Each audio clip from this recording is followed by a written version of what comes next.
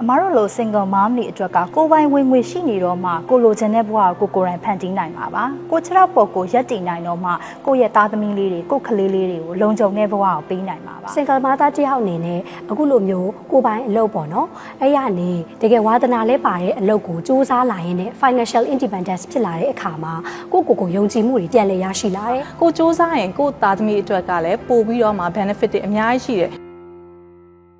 အမရဲ့အခု single mom life မှာရရှိခဲ့တဲ့အတွေ့အကြုံတွေကလေအမရဲ့ professional life မှာဆိုလို့ရှိရင်လည်းအများကြီးကိုအထောက်အကူပြုတယ်ပေါ့နော်ပထမဦးဆုံးရခဲ့တဲ့ skills တခုကဘာလဲဆိုတော့အရန်ကုန်မှဒူပေတာပဲခံနိုင်တော့တာပေါ့နော်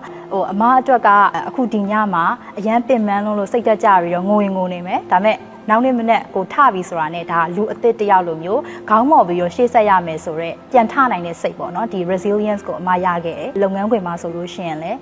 ပုံမှန်အခက်ခဲကတော့အမအတွက်အခက်ခဲမဟုတ်တော့ဘူးပေါ့နော်ဆိုတော့ဘလို့အခက်ခဲပဲလာအလွယ်တကူကြော်ဖြတ်နိုင်တယ်ဆိုတော့စိတ်တစ်ခုကအမအနေနဲ့ရခဲ့ပါတယ်အဲ့တော့နောက်ထပ်ရရှိခဲ့တဲ့အရာတစ်ခုကဘာလဲဆိုတော့ကိုချင်းစာစိတ်empathy ဖြစ်ပါတယ်အမအရင်တုန်းကတော့အခုလိုမျိုးsingle mom တွေရဲ့ challenge တွေအခက်အခဲတွေကိုကြားဘူးခဲ့တယ်ဒါပေမဲ့ကိုယ်တိုင်မကြော်ဖြတ်ခဲ့ဘူးတော့မသိခဲ့ဘူးပေါ့နော်ကိုယ်တိုင်ကြော်ဖြတ်လာရတဲ့အခါမှာအခုလိုမျိုးအခက်အခဲတွေကိုတကယ်လို့မှကိုချင်းစာနားလည်သွားပြီးတော့အခုဆိုလို့ရှိရင်အမတို့လုပ်ငန်းကလည်း background မတူတဲ့မိခင်တွေနဲ့ထိတွေ့ရတယ်ဆက်ဆံရတယ်အဲ့တော့သူတို့ရဲ့အခက်အခဲတွေကိုအမအနေနဲ့ရင်ပတ်ချင်းနှီးပြီးတော့ပို့ပြီးတော့နားလည်နိုင်တယ်တကယ်လို့မှထိရောက်တဲ့ပံ့ပိုးကူညီမှုတွေကိုအမအနေနဲ့လှုပ်ဆောင်နိုင်ခဲ့ပါတယ်နောက်ဆုံးအမရလိုက်တာကအချိန်တွေကိုစီမံခန့်ခွဲနိုင်တာပေါ့နော် time management skills ဖြစ်ပါတယ်အဲ့တော့အမအတွက်ဆိုလို့ရှိရင်အချိန်ကို manage လုပ်ရတာအခု single mom life မှာအရင်ကမှပို့ပြီးတော့ခက်ခဲပါတယ်ဘာလို့ဆိုတော့အမအတွက်ကအိမ်မှုကိစ္စတွေရောကလေးအတွက်ဆိုလို့ရှိရင်လည်းကျန်းမာရေးပညာရေးကိုယ့်ရဲ့အလုပ်ကိစ္စတွေပေါ့နော်ဒါတွေအများကြီးကိုအချိန်လေးရတဲ့24နာရီလေးအတွင်းမှာစီမံခန့်ခွဲဖို့ဆိုတော့အမအတွက် challenge တော့ဖြစ်ပေမဲ့တကယ်တမ်းရအောင်ကိုက manage လုပ်နိုင်ခဲ့ပါတယ်အဲ့ဒီ skills ကလည်းအမတို့ရဲ့ဒီလုပ်ငန်းခွင်မှာဆိုလို့ရှိရင်ကိုကြာရနေရာတိုင်းမှာကိုလှုပ်ဆောင်ရတဲ့ tax တွေတိုင်းကိုတကယ်တမ်းအချိန်ကိုအကျိုးရှိနဲ့စီမံခန့်ခွဲပြီးတော့ effective ဖြစ်အောင်လုပ်နိုင်တဲ့စွမ်းရည်တွေကိုရရှိခဲ့ပါတယ်အိမ်မက်စီရှိရအောင်ပေါ့နော် single mom လည်းဖြစ်နေပုံမှာ passion ကိုဖြစ်တဲ့ makeup artist profession ကိုရွေးပြီးတော့မှကိုယ့်ရဲ့ဒီsingle mom အနေနဲ့ကောကလေးဘက်မှာလည်းအချိန်လေးပေးတယ်ဒီ local မှာလည်းတင်စရာရှိရတယ်တင်ကြားခဲ့တယ် foreign မှာသွားပြီးတော့လည်းတင်တန်းလေးတက်ခဲ့ပြီးတော့မှပဲစူးစမ်းခဲ့တယ်ပေါ့နော်တဖြည်းဖြည်းအောင်မြင်လာတယ်ပေါ့ step by step ကိုအောင်မြင်လာတယ်မနေ့ကအထက်ဒီနေ့ဖြူမှာကပို့ပြီးတော့အောင်မြင်လာတယ်ဆိုတော့ရတဲ့ PT confidence အဲ့ဒါတွေပေါ်မူတည်ပြီးတော့ကိုကတစ်နေ့နဲ့တစ်နေ့ကိုဘလို့ကိုကစူးစမ်းရမလဲစူးစမ်းတဲ့နေရာမှာကိုစူးစမ်းရင်ကိုသားသမီးအတွက်ကလည်းပို့ပြီးတော့မှ benefit တွေအများကြီးရှိတယ်ကိုမိခင်ကဘာပဲဖြစ်ဖြစ်စူးစမ်းနေတဲ့မိခင်တယောက်ဆိုတဲ့ဟာမျိုးလဲကိုသားသမီးကဂုဏ်ယူမယ်လို့ရကိုယုံကြည်တယ်ပေါ့နော်အဲ့အတွက်ကြောင့်ကိုအင်အားတွေအများကြီးနဲ့ပေါ့နော်ကိုသားရဲ့ပေးတဲ့အင်အားရဲ့ကိုလိုချင်တဲ့ကိုရဲ့ passion ရဲ့ဆိုတဲ့နှစ်ခုကိုပူးပေါင်းပြီးတော့မှအောင်မြင်ဖို့ပန်းနိုင်ကိုတော့သွားနေပါတယ်ရှင်အိမ်မက်တွေပျောက်ဆုံးခဲ့တဲ့အချိန်တော့အမလည်းရှိခဲ့တာပေါ့အမအိမ်အောင်ကြကလေးမွေးပြီးတော့အခုလိုကိုပိုင်ဝင်ငွေရှာနိုင်မဲ့အလုပ်လုပ်ခွင့်လည်းမရခဲ့ဘူးအဲ့ဒီအချိန်ကာလတွေမှာဆိုလို့ရှိရင်ကိုကလုံးဝအိမ်တွင်းပုံအိမ်ရှင်မအဖြစ်နေပဲကိုယ့်ရဲ့ကလေးအတွက်အိမ်အလုပ်တွေအဲ့ကိစ္စတွေနဲ့ပဲလုံးပန်းနေခဲ့ရတာပေါ့နော်အခုလိုမျိုး single mother အဖြစ်တယောက်တည်းရက်တည်ရတော့မယ့်အချိန်မှာကြတော့ကို passionate ဖြစ်တဲ့အလုပ်ကိုအကောင့်ထဲပေါ်ဖို့အတွက်အခွင့်အရေးပြန်ရလာခဲ့တယ်လို့ဆိုရမှာပေါ့နော်တိုက်ဆိုင်ပဲဒါလေးနဲ့အတူအမေအိမ်ပေါ်ပြန်ရောက်လာတဲ့အချိန်ကာလက2020ခုနှစ်ဆိုတော့ကိုဗစ်ရောဂါတွေဖြစ်ပွားနေကြတဲ့ကာလပေါ့နော်အဲ့ကာလမှာလူတိုင်းကလည်း stay at home အိမ်မှာနေကြတယ်အမလည်းအမသားလေးနဲ့အိမ်မှာနေနေ home schooling လုပ်မဲ့ဒီနီလန်းလေးတွေလေ့လာဖြစ်ခဲ့တယ်ပေါ့နော်အဲ့လိုလေ့လာရင်လည်းအမဘာတတိထားမိပါလဲဆိုတော့လေဒီလိုကလေးငယ်လေးတွေရဲ့ဖွံ့ဖြိုးတိုးတက်မှုအတွက်နောက်သူတို့အတွက်ကိုပြုစုစောင့်ရှောက်ပြီးတဲ့နီလန်းအနေနဲ့ပတ်သက်ပြီးတော့အမအရန်ဝါသနာပါတယ်စိတ်ပါဝင်စားရဲဆိုတာကိုကိုပြန်လဲရှာဖွေတွေ့ရှိခဲ့အဲ့ဒီအချိန်မှာကိုအမမှာလည်းကိုနဲ့ရွယ်တူသားလေးရှိရပေါ့နော်သူကလည်းအရင်ကတည်းကဒီလိုမူကြိုချောင်းလေးဖွင့်ကျင်နေခဲ့တာဆိုတော့သူနဲ့ကိုနဲ့အတူတူဒီလိုသက်ဆိုင်ရာတင်တန်းတွေတက်တယ်ဘွဲတွေထပ်ယူပြီးတော့မှ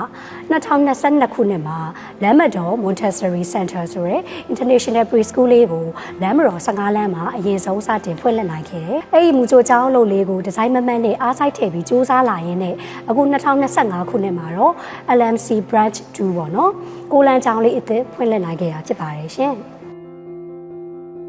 အမားတို့လို single mom တွေအတွက်ကကိုယ်ပိုင်ဝင်ငွေရှိဖို့ကပို့ပြီးတော့မှအရေးကြီးပါတယ်ကိုယ်ပိုင်ဝင်ငွေရှိနေတော့မှကိုလိုချင်တဲ့ဘဝကိုကိုယ်တိုင်ဖန်တီးနိုင်မှာပါကိုခြေထောက်ပေါ်ကိုရက်တည်နိုင်တော့မှကိုယ့်ရဲ့သားသမီးလေးတွေကိုယ့်ကလေးလေးတွေကိုလုံခြုံတဲ့ဘဝကိုပေးနိုင်မှာကိုယ့်အတွက်ဘဝမှာပေါ့နော်တကယ်ကိုအရေးကြီးတဲ့ဆုံးဖြတ်ချက်တွေချရတော့မယ်အချိန်မှာဆိုလို့ရှိရင်လည်းဘယ်သူမှအားကိုးစရာမလိုဘဲနဲ့ဒီဆုံးဖြတ်ချက်တွေကိုရဲရဲဝံ့ဝံ့နဲ့ချလို့ရပါတယ်အမားတို့လို single mom တွေအတွက်ကကြတော့ကိုယ်ကွဲမရှိကြဘူးကိုယ်တိုင်မဲ့ကလေးကိုပြုစုဆောင်ရှောက်ရတဲ့အခါမှာကြတော့တော်တော်များများကကလေးကိုထားပြီးတော့လုပ်ငန်းခွင်နဲ့ပြန်ဝင်ရမှာဝင်လေးကြတယ်ပေါ့နော်တချို့ဆိုလို့ရှိရင်လည်းကိုယ့်ရဲ့မိသားစုကပံ့ပိုးပေးနိုင်တယ်ကို့မှာပတ်ဝန်းကျင်ကောင်းတစ်ခုပေါ့နော် support ပေးနိုင်မဲ့အခြေအနေမျိုးရှိရအောင်မှပဲကိုယ့်ကလေးလေးကိုထားခဲ့ပြီးတော့အလုပ်ပြန်လုပ်ဖို့အတွက်ကိုဆိုလို့ရှိရင်ကိုအမြဲတမ်းအပြစ်ရှိရလို့ခံစားရတာမျိုးရှိရပေါ့နော်အမအနေနဲ့အကြံပေးချင်တာကြတော့ဘလို့အခြေအနေမျိုးပဲဖြစ်နေပါစေကိုဘဝကတော့ရှေ့ဆက်ပြီးတော့သွားနေရအောင်ပါပဲပေါ့နော်ဖြစ်လာတဲ့အခြေအနေမျိုးမှာဆိုလို့ရှိရင်အများကြီးမတွေးဘဲနဲ့ရှေ့ဆက်ပြီးတော့ရှောက်ဆရာရှိတာဆက်လျှောက်သွားပါကိုတကယ်လို့အလုပ်လုပ်ချင်တဲ့စိတ်ရှိတယ်ဆိုလို့ရှိရင်လည်းလုပ်ငန်းခွင်တွေကိုရဲရဲဝံ့ဝံ့ပြန်ဝင်ဖို့အတွက်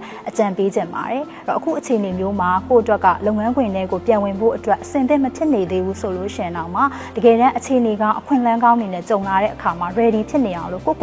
တိုးတက်နေအောင်စဉ်ဆက်မပြတ်လေ့လာမှုတွေလည်းလုပ်ဖို့အတွက်လိုအပ်ပါတယ်အဲ့တော့အခွင့်အလမ်းကောင်းတွေကိုလည်းအများအားမျက်စိပွင့်နားပွင့်နဲ့ရှာဖွေနေဖို့လည်းလိုအပ်ပါတယ်အောင်မြင်ဖို့အတွက်ကိုတားဆီးနေတဲ့ကြောက်စိတ်တွေရှိလာတယ်ဆိုလို့ရှိရင်လည်းအခုချိန်မှာဒါတွေကိုဖယ်ထားပြီးတော့ရှေ့ဆက်လျှောက်စရာရှိတာကိုဆက်လျှောက်ဖို့အတွက်အမားအနေနဲ့အကြံပေးချင်ပါတယ်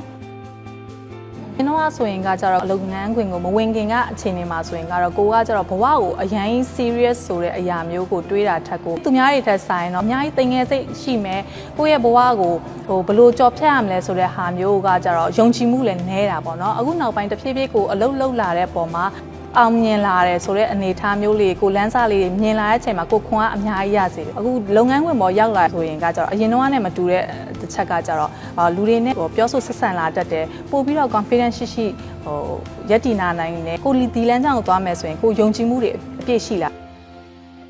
single mother တယောက်အနေနဲ့အခုလိုမျိုးကိုပိုင်အလုပ်ပေါ့နော်အဲ့ရနေတကယ်ဝါသနာလဲပါတဲ့အလုပ်ကိုစူးစမ်းလာရင်းနဲ့ financial independence ဖြစ်လာတဲ့အခါမှာကိုယုံကြည်မှုတွေပြန်လည်ရရှိလာတယ်အရင်လိုမျိုးကြောက်စိတ်တွေမရှိတော့ဘဲနဲ့ကိုလူရှိထွက်ပြီးတော့ရဲရဲဝံ့ဝံ့နဲ့လည်းအလုပ်တွေလုပ်ရဲကန်ရဲလာနိုင်တယ်ပေါ့နော် single mother တူအနေနဲ့ပေါ့နော်ဒီလိုကိုလဲဝါသနာပါတယ်စူးစမ်းနဲ့လုပ်ခဲ့တဲ့အလုပ်ကလေးကနေပြီးတော့မှ